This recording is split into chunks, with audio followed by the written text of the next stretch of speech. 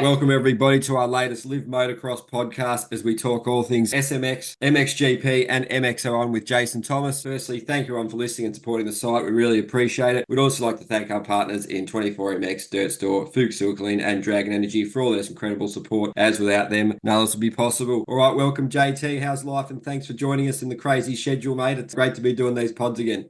Yeah, everything's good. We got the first playoff round down, and I'm actually coming to you from Florida, doing some midweek interviews and some projects we're working on before Fort Worth. So everything's good on this side of the world.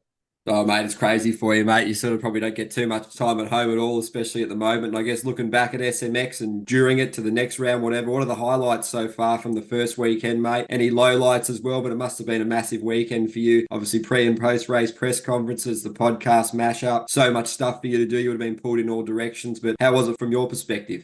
It was great.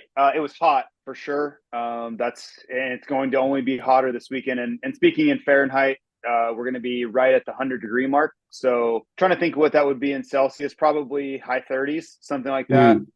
Yeah. It's going to be a warm afternoon in Texas, but I think the racing is just as hot. It's going to be good. I don't know that there were any real lowlights. Maybe Chase Sexton would disagree with that, but this playoff championship has delivered thus far. We've had 4 of these things so far, and it's hard to say that they haven't lived up to the hype. Yeah, it definitely throws a lot at the teams, the riders, everyone. You on the broadcast too. It's really cool how the guys in the booth and you all interchange and you provide your insight, like the sand sections with Jett and the quads, and just, from being there on the ground, mate, it must be a really cool experience just to keep doing what you're doing what you love and keep progressing at it. Yeah, it's been awesome. These tracks are so unique, and we're trying to bring that into the living room for everybody. But, this last weekend was incredibly fast. We're going to have another really fast one this weekend, and we were at like a drag strip in Charlotte. This weekend we'll be at a full NASCAR facility, one of the nicer NASCAR facilities. So it's very unique to the sport to have these types of events and to try to bring perspective and all that. And yes, I'm super fortunate to be right in the midst of all of it, but I feel like my job is to be relatable, bring that race into their living room and show them the things that they can't see on the television, right? Like take them places they can't normally go. If we can accomplish that, then I think we're doing our job. Yeah, absolutely. I definitely think that's been the case, mate. And just from your perspective, how tough has it been for the riders, do you reckon, to adapt to this SMX format? Because obviously there's a few outliers like Jett and Tomac, Deegan, obviously Juju as well. But it looks like quite difficult for these guys. A lot of them are definitely struggling with settings, struggling with the track. Even the rhythm sections, they'll say, are a little bit unique to what they're used to. So just how tough is it for them, do you reckon, mate? Yeah, it is challenging. Was speaking to some of them today, and they're still kind of searching for the right setup because the really fast racetrack wants them to soften the bikes up quite a bit, but they're sticking with their Supercross setup because of the rhythm sections, and they want to be able to jump the biggest things without fear of just being too soft. And it can get you in a lot of trouble. If your forks are too soft, you get into bad situations, and they can really spiral on you. So the downside of that is the bike doesn't handle very well. It doesn't turn very well. So it's compromised. I said that on the broadcast this weekend. Tracks like this, it's never going to be perfect. There will be aspects of the racetrack that simply aren't ideal for your setup, but you're trying to find the best of both worlds. But it certainly keeps these guys on their toes because they really can't lean into, like, they could look at a section and say, well, I know how to set my bike up for that particular section, but I can't go all the way because this other section is completely the opposite of that. So you see a lot of scratching, riders scratching their head and trying to find where's the balance. Yeah, it's an interesting one, and obviously play out in these next two as it ramps up for double points. And I guess I'd love your take on one of the key takeaways and topics from the weekend was that post-race press conference chat about is there too much racing?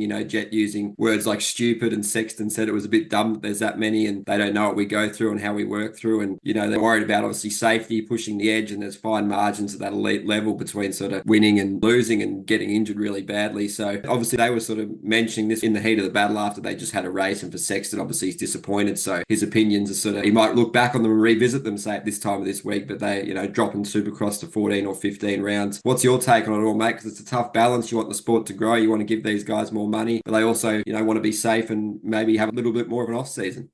Yeah, it's tough, and I think to defend the promotional side a little bit, the event organizers, they could easily say, okay, well, if there's too many races, we've agreed to this 31 round series, your employer and we have agreed to, we're going to go to 31, and that's going to be the setup. If you don't want to do more races, then don't do Bercy, don't do Australia Supercross, don't, there are races you are adding on your own accord to go make money. So we decided to push forward this thing. So if it's that important for you to remove races, then take your full off season. Don't go race in Perth. Don't go race in Dubai in November. Like, you want to make more money? Of course you do. Well, we're, to the promoters and the organizers' credit, they're paying a lot of money, right? And that, to me, that would be the only disconnect. I would very much be on their side if they had added 3 more races without this huge payout that is rewarding them for their time. And so when I look at $5.5 million being paid out over 3 races, it's very hard for me to feel sorry for them. And I don't think they want pity. They're trying to share their struggle. But I do believe that on the organization side, they have done everything they can to make it worth the riders' time. And this, I'm sure they're all tired and gone, they're dealing with the fatigue of a long season. But all you can really ask is to be compensated for your time, and they're certainly being that. Yeah, obviously, like Hunter has said in the past, their races, they want to race and they'll take the money too. And I guess from your perspective, doing it the hard way a lot of the time in your career, flying to Europe, doing any races you can. Money in this sport's not easy to come by. And, it's a godsend, that kind of package, isn't it? Yeah, for me, I really try to take myself out of it because I think my perspective is unique. I was willing to race any time, anywhere, year round. And I know that's not the norm. But I also I didn't have the expectation of winning championships either, which I'm sure takes a big toll. And also I didn't have a family to worry about and kids and, the consideration for fitting in some sort of family life. So there are certain aspects that I did not have to worry about. So I really try to remove myself from that. But again, they're not going to race from, let's say, the end of September until the beginning of January necessarily. They don't have to. Now, if they want to, sure. But I don't think it's egregious. Is it a little bit much? That's a matter of opinion, but I don't think it's a situation where we need to fundamentally review what we're doing. It doesn't mean everybody's going to like it. And again, I'll just come back to, I would have raced anywhere around the world every single weekend for this type of money. And once these riders are done racing, they're going to realize how hard it is to make this type of money in I don't want to say the real world, because this is a real world, but a normal situation, not being the superstars that they are, it's very, very difficult to make this kind of money. And having been removed from pro racing for 12 years now, my best advice would be to embrace it. Every opportunity, if you can manage it, go make the money. You will thank yourself later. Yeah, absolutely. Well said. It's really interesting, obviously, the transition from, professional racing to, like you say, the real world per se. It's very tough. It's easier said than done. There's a lot of guys searching for the best sort of career pathway, and make the money while you can is a great way to do it. And there was even talk of a couple of guys wanting to do that last MXGP race in Spain, just a sort of bit of nations prep. So I guess there's you can't have it both ways, and you'll be going to that race too, mate. It's going to be pretty exciting. And so we'll finish that topic with your thoughts on that. Yeah, I can't wait to get over to Spain. And just on the press conference thing, I think sometimes you set people up for a question with looking for a certain response, and then one person kind of gives it to you, and then they just kind of pile on. Again, I would tell you if I really thought we were kind of over the line as far as racing goes, but I don't. And think about it this weekend. Jett Lawrence made at least $100,000. I don't know how the team bonuses and things work for this type of race. And last year for 3 races, he won the championship. He probably made 1.2 million, something like that, over a 3-week span. Like, it's really hard to not think it's worth it. And are they worn out? Sure. Is it a long season? Sure. But in the end, would they be willing to race for that type of money? I think they would, because otherwise, they wouldn't go to race in Australia. They wouldn't go. Like, Eli Tomac wouldn't have signed up for a World Supercross, right? If it was too much, you can't handle it, these guys wouldn't be taking on more racing. Cooper Webb wouldn't go to Bercy. He wouldn't go to Australia. So I just kind of look at it in that vein as like, yes, it's an easy way to complain in the moment because they're tired, but they're willingly signing up for more racing in the off season. Yeah, absolutely. I guess the ship sailed kind of on the SMX. It's in place. The TV deals are signed and sealed, so we'll just watch it play out. But it's always a good topic of discussion. I guess on to Jett now, mate. How good was it seeing him in person from your perspective? Obviously, the lines, just the execution was so impressive and just being so dialed so early. It looked like he was sort of settling into that first race, but he proved a lot of people wrong. Not many people expect that, even him. I guess his dad was saying, like you said on the broadcast, you sort of have a few weeks off, you need a few weeks to get back. And I guess you just got to give him the praise, the lap times, the fitness. It was all dialed, and really cool to see him going at it with Eli Tomac too, and then putting the power move on him. So how is it from your perspective? And it's pretty frightening, isn't it? Absolutely incredible. I don't believe that I possess the vocabulary to accurately describe how impressive that was. We tried to show the graphic of coming back at 66 days versus Webb at 89 and Tomac at 93. We tried to portray it, with numbers as much as we could, because for the average viewer, they don't know what it's like to come back from an injury like that and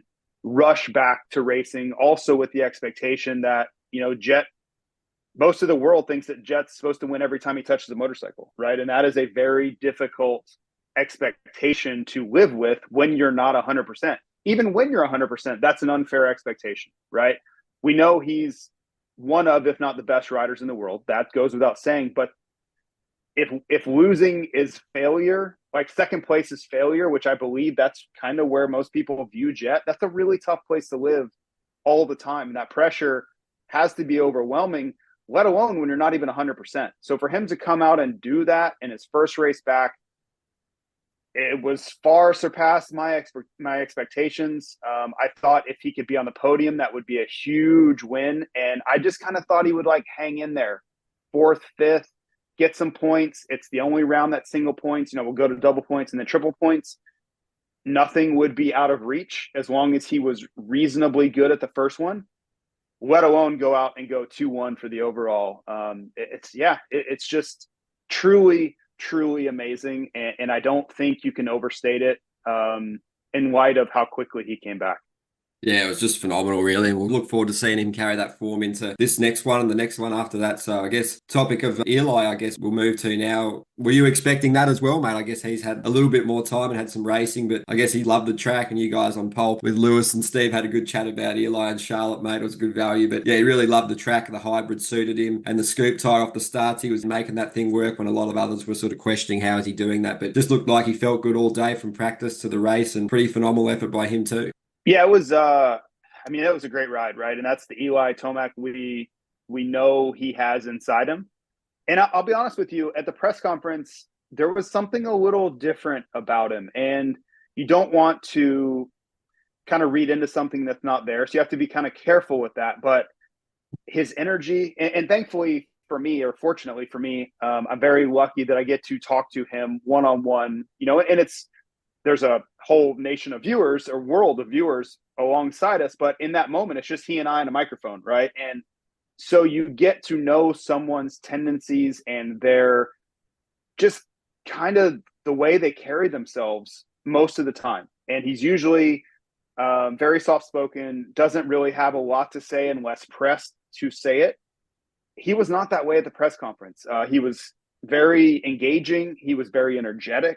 There was just something different about him. And I was kind of like, man, that looks like quiet confidence. If I had to guess, that looks like quiet confidence. And he knows he's ready to kind of uncork something here this weekend, because otherwise, why would your demeanor be so much different? Right.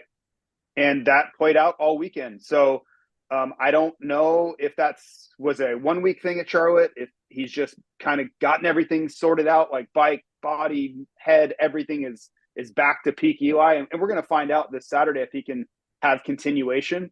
But there were signs that this ride was coming even on Friday. He was turning incredible laps in Friday practice. There's a video out there, I think on Verb maybe, of his lap that was like, wow, that guy's going really fast. But to me, the demeanor he possessed on Friday morning was a big indicator.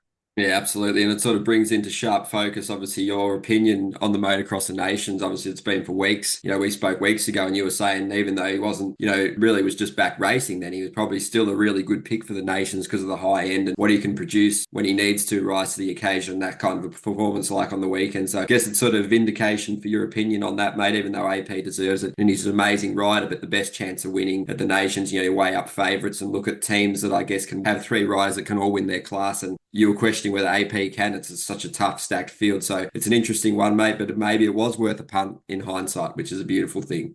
Yeah, it's going to be interesting to see how it all plays out because there was so much push pull there, and who should be on the team? How do we make this decision? And I don't know in the end that we absolutely got it right. I'll go there and I'll cheer for anybody wearing red, white, and blue. Like that goes without saying. But man, if we have a really rough day, it's not going to be fair to Plessinger, but I think if we have a really rough day, somebody somewhere is going to be saying that we picked the wrong guy.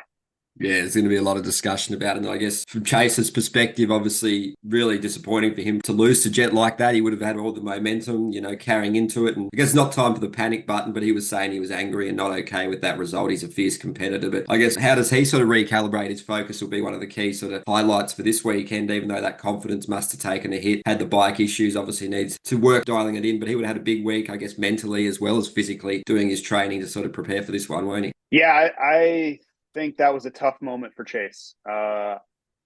He is very sensitive to the ups and downs that confidence can bring or quickly take away.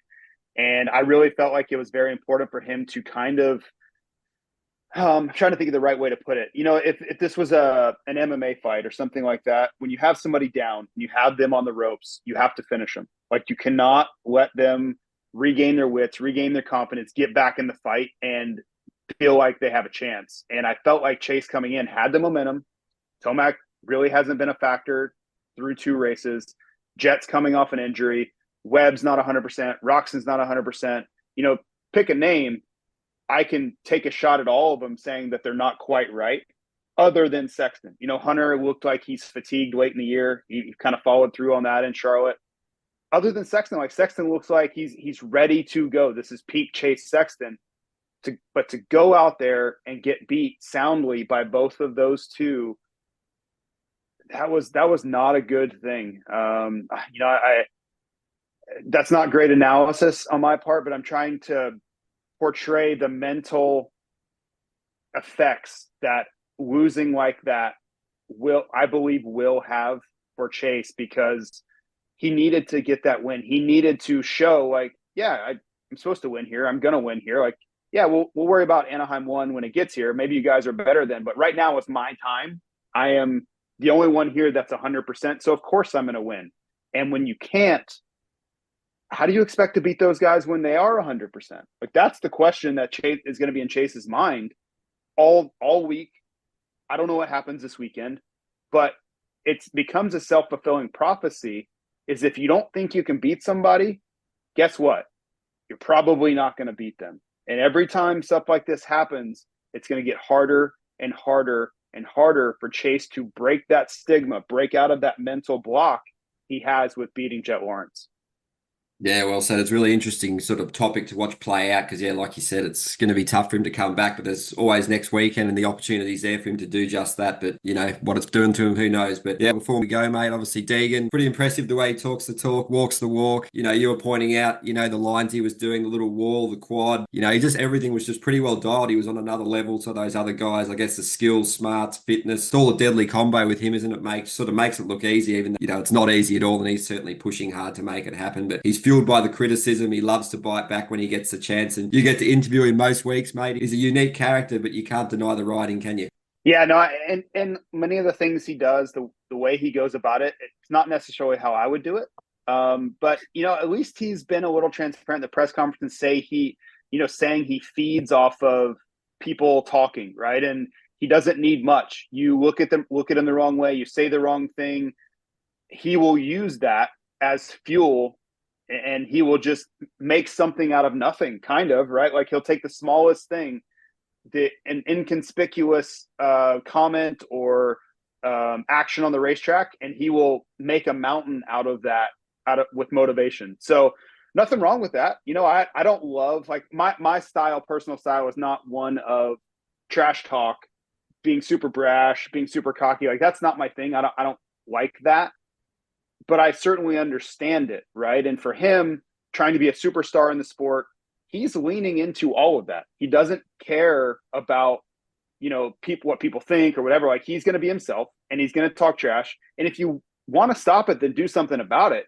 And it just so happens that he's such a badass on his motorcycle that no one has been able to do a damn thing about it. So you have to, it's like one of those things. You may not like it, but you have to learn to respect it, because he's going out there and backing up everything he says. He tells you he's going to beat you. He tells you you're not as good as him. And then he goes out and he drops everybody by 10 seconds. So, again, it's same for me. I may not like it, but I respect it. Yeah, absolutely. Great insight. You can't argue with it. And obviously a couple more, just shift the focus to MXGP quickly, mate. Who's your pick for the title? Obviously, guys, I had the huge performance in Switzerland. Prado was excellent in Turkey. Hurlings has just dropped off the last couple. Those starts have been killing him. But final 2 rounds, China and Spain. Who do you think has the edge, mate? It's going to be tough to reel in those points on Geyser for Prado, but it's all on the line and it's going to be fascinating, isn't it? Yeah, I think Prado he has to be perfect from here. That's it. He was really good last time in China. He was on the 250 then. I was at that race last time in China in 2019, but I think Prado can do it. But he's got to be perfect. And what I really think the key is, he needs to win this weekend. He has to close that lead down to a handful of points in China and go into his home race where he has been, let's face it, he's been lights out in Spain, like every time we go. He's got to lean on the crowd. He's got to lean on all that, the positive vibes that will be created from his home race, and try to steal it at the last one. And I just hope, as a fan getting to go to that race, that he can put in his best effort in China and come into Spain with everything at stake. Can you imagine the scene and the just drama, and the crowd's going to be going absolutely bananas if we have a true down to the last moto title fight in Spain. So selfishly, this is all for me right now. Selfishly, that's what I want. I want to be there in the call, watching that, experiencing that. So truthfully, do I care who wins? No. But in the spirit of that, for the fans and on a pure entertainment level, I'm cheering for Jorge Prado in China. Yeah, we're sort of all here for that sort of 2021 finale kind of vibe going right down to the wire. So it's going to be fascinating, mate. And any final thoughts from you before we let you go? What's the weekend and the next few days looking like for you? How excited are you for Dallas? And it's going to be great action for everyone to enjoy, isn't it? Yeah, it's going to be awesome. It's going to be really hot. So pray for me that I can handle the Texas heat. But yeah, I'll fly to Texas tomorrow out of Florida, and off we go. It's going to be an exciting weekend. These races are great because we have a press conference Friday. We have this podcast mashup with, Jace from Gypsy Tales and Mathis and Ricky and James and myself. Like, it's a true weekend event, which we don't have much of in the States anymore.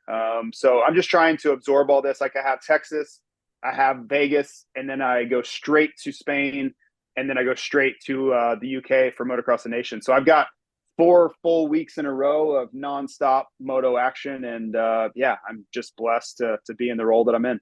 No, absolutely, mate. You're doing a great job. And yeah, all the best for the weekend. It's going to be a good one. And thanks again for taking the time to join us on this one. That's been Jason Thomas on the Live Motocross podcast. Thanks again, mate, and all the best with everything.